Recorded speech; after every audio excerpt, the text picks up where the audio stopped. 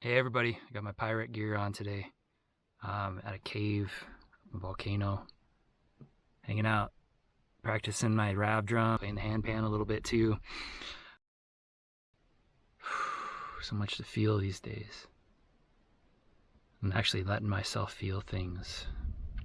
Like even just playing this drum, it just never feels like it's good enough, not good enough. Like who am I to be out here playing in nature in this beautiful environment and not be able to bring it better with my music? I'm sure a lot of people go through that, and even the ones that are really exceptional musicians, I've seen that with them where they'll say the same thing and it's like, oh my god, you're amazing. That's what I want to remind everyone, just how amazing you are and how worthy you are wherever you are and whatever you're doing. Don't feel guilty for the blessings you have. In fact, there's way more on the way. There's way more that we deserve, despite what people say and think. And it's not even deserve, it's just our birthright to be on this beautiful planet and be surrounded by so much beauty, and to think we want to somehow be allowed to be connected to it because people in authority tell us, no, you can't go there, you can't do this thing. And yet, who gave them the right to tell us what we can and can't do in our connection with nature? So I wanted to share that, just my process with things coming up. I got surgery next week, and ideally I would have loved to have manifested a healing, and I'm still open to the highest level of healing and shifts that can happen without surgery. And at the same time, on some level I must have chose this, that if I do go through the surgery, this is something on my path that helps me clear something in that area that I haven't been able to clear in other ways with meditation or spiritual practices or feeling emotions. And I've been reading this book, The Right Use of Will.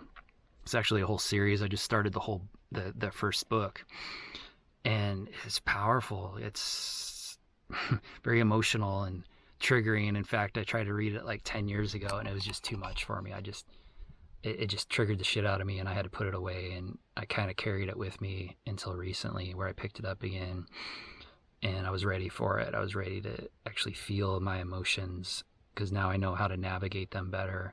I help others do that, and I'm always telling everyone to feel what they feel and let it go and don't judge it or analyze it. And so now it's like doing that myself more and more, where I thought I was, but it's like, no, there's a lot of little things that come up, and I'm like, no, it's fine. I'll be like nervous getting ready to go into a grocery store. I'm like, that's ridiculous. Going to a grocery store. Yeah, the anxiety will come up with that. And then just stopping, acknowledging, feeling it, and be like, yeah, I feel that too, rather than needing to process it, wonder where it comes from, figure it out. Or what I'd normally do, be like, it's fine, forget about it. There's nothing to be afraid of. And there's some part of me that's like leery of people for various reasons. And so it's just I just acknowledge it now. Like, oh yeah, I feel that too. It'll be all right. We got this. It's interesting. We do that for each other so many times. And then it's like stopping to do it for ourselves. And so this book, it's been transformative for me. Every month I do a newsletter on my website that basically I try to contribute some body of knowledge, like something I'm currently studying and implementing in my life towards self-mastery. Last month, it was a book by Napoleon Hill called Outwitting the Devil, which is really powerful. It's got some interesting insights and awarenesses at a very early time in history. So it's got a lot of interesting information in it and an interesting perspective on things, and ahead of its time as far as awareness of the gut biome and all these other things and how it impacts our mental capacity and our ability to really be in tune with our higher self, and letting go of the negative polarity that exists within us. And then the book I'm reading now is part of a series, The Right Use of Will, where it's basically triggering emotion, allowing us to feel our will, and our will being our free will, our emotional expression, our longings and our desires that can often get overpowered with our intellect or with the spirit. And I know I've been guilty of both, especially with the spirit more recently. It's like, oh, everything's fine, don't worry about it. We're indestructible and invincible.